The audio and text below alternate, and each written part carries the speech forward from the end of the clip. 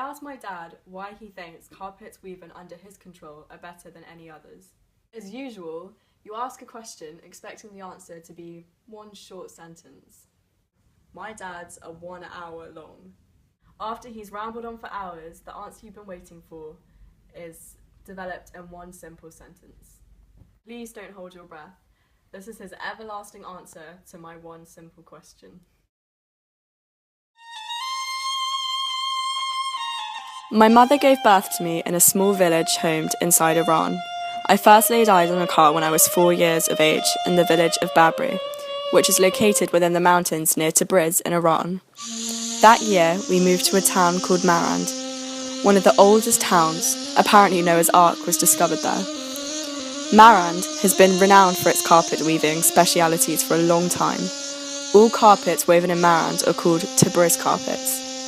I began weaving carpets just before my 5th birthday and continued to weave them for 10 years. When I was 7, I was able to weave an astonishing 60 knots per minute. I was the youngest child in the carpet weaving factory. When I was 14, the Shah of Iran started a war against illiteracy and sent teachers to factories to teach carpet weavers how to read and write. There I grew a passion in studying, and within 6 years I achieved a diploma in maths, which granted me a place in college in England, Lincoln College of Technology. After 2 years of studying there, I was introduced to antique rug repairers. I fell in love with old rugs. I opened a repair shop in Sleaford, a small town near Lincoln. I recruited 11 English ladies and 1 English man named Kevin. I taught them all how to repair. Kevin became a world-class repairer in antique carpets and rugs. We used to have at least 1 year's work in advance given to us, even though we were more than 100 miles away from London and had only been advertised once due to our quality of repairs. Thanks to Roy Heighton, a retired university lecturer who loved antique rugs, I learned all about the antique rugs and carpets. He picked me up every early morning and we travelled round the United Kingdom and Ireland, covering all auctions and antique dealers, buying all of the best antique carpets and rugs. Then I began to wonder why you can't produce rugs as good as the antique ones. I studied all the weaves and techniques of different types, and I realised the quality starts from the lamb. The type of food the lamb is eating and the climate it is living in affects its wool. For example, the best wool is in the mountains of Kurdistan, and certain type of lamb produces the best wool for a certain type of carpet. The second step is how to wash the wool or the fleece. Actually, my oldest sister taught me how to wash them. Third is how to spin the wool. Fourth is dyeing it, which is the most important part. The fifth is the quality of the warp and weft. The sixth is the design. The seventh is the tension and smashing of the weft and the warmth. The eighth is doing the knots and combing them correctly. The ninth is shearing the carpet. The 10th is cleaning the carpet. Now the answer you've been waiting for comes now. Each expert usually focuses on one of these 10 points. When they communicate with each other, they lose track of what they are trying to do. But in my case, everything is done by me, meaning there is no communication errors. For instance, an English man who knows a lot about antique carpets and desires to weave a carpet like Woolsey, William Morris, or Ziegler, he chooses this design but does not know anything else about the 9 other things that affect the quality of the piece. He asks someone in the Middle East to produce a carpet that looks like William Morris's. The guy in the Middle East has never seen a William Morris carpet in his life. He picks up a design and goes to a manufacturer.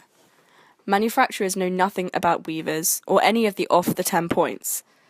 They go to the weavers to try and weave it as cost effectively as possible. Since the weaver is in a tight budget, he goes and buys the cheapest of all the other things. For example, wool, dyeing equipment, etc. Hence, the result is a total failure.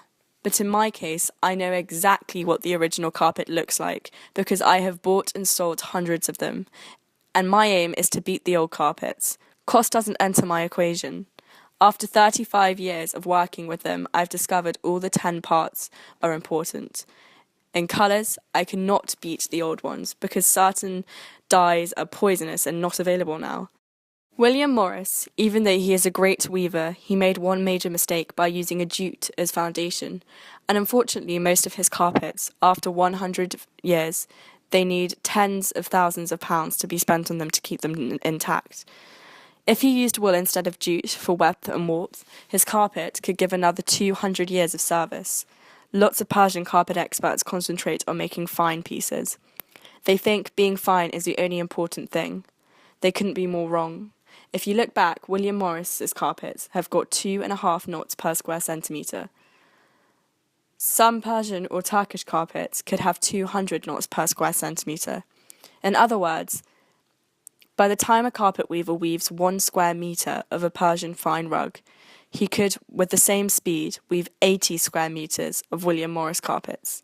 Yet, when it comes to price, Wolsey and English weaves, like Ackminster, beat those fine Persian pieces. Some money together, I don't reckon you are. 7 by 7, it's not actually 490, it's like 470 or 480. As Nigel tells us, a solicitor charges around £200 per hour. 50% of that goes to expenses, which leaves him with about £100 per hour. Nigel counted 7 knots in each centimetre. If we do our calculations here, as you can see in the film, the average weaver works out at about 10,000 knots plus the wefts necessary for these knots a day. Conclude from that it takes approximately 50 days for a weaver to weave 1 square metre of this rug. Every square metre of this rug, due to its silk foundation and silk highlights, has taken around 1 kilo of silk, with approximately 2 kilos of wool. We bought this rug for £1,200, and as you can see, Nigel refused to buy it for £1,600. That means he doesn't want to spend 8 hours of his work on 1 square metre of this rug. Gather those materials will cost around £150. That leaves £50 for the weaver, cleaner, designer and everybody else involved in creating these rugs. Thus, it is surprising, but the weaver would get £1 a day if the rug was bought for this price. So-called Persian expert talks about these rugs being art and economy saviours. My dad believes he has got his facts wrong. Carpets have never been degraded as much as now. The reason my dad disagrees with the theory that Persian carpets are art and economy saviours is because this rug has got only a fraction of the work as the fine Tabriz has got.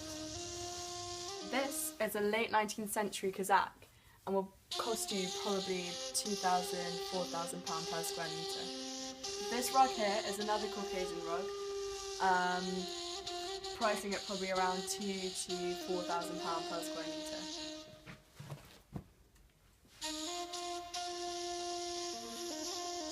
What this gentleman tells us is, he says that Tabriz carpets became well known in the world due to them having lots of colour and good designs.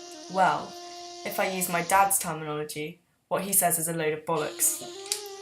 The fact is, he is right.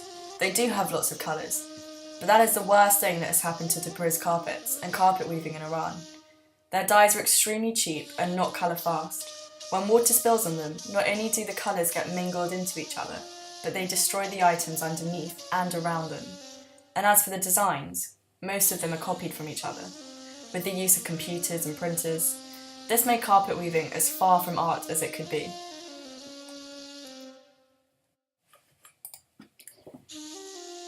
Tabriz carpet weavers are not any better off than old slaves.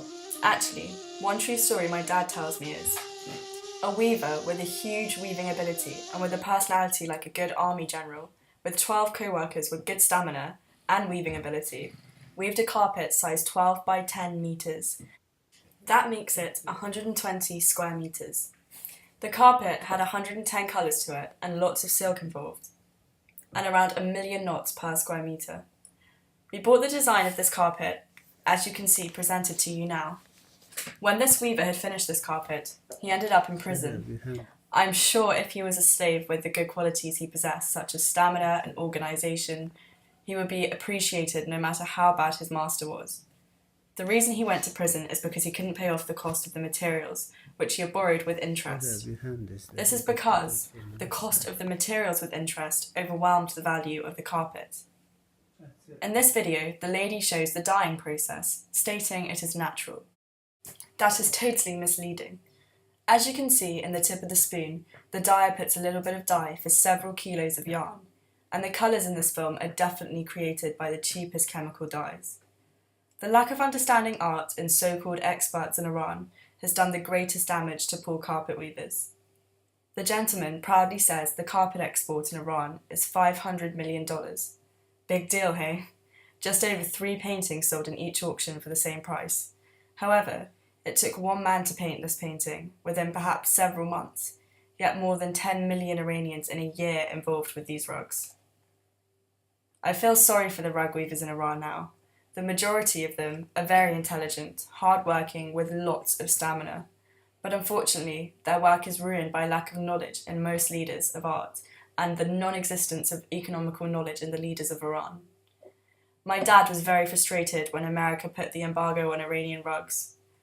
Not because of what America did, but the retaliation Iranians did for that, which was to stop any foreign carpets going to Iran to be repaired. This destroyed their economy even more. The result of this, many Iranian carpet repairers took life-threatening journeys to Europe, America, and Japan. From what I'm saying here, it might appear that my dad does not like Tabriz rugs. However, this is not the case. He strongly believes that the most modern Tabriz rugs will beat most other regions' rugs in this day and age. We were given a rug to clean involving many strong stains and smells.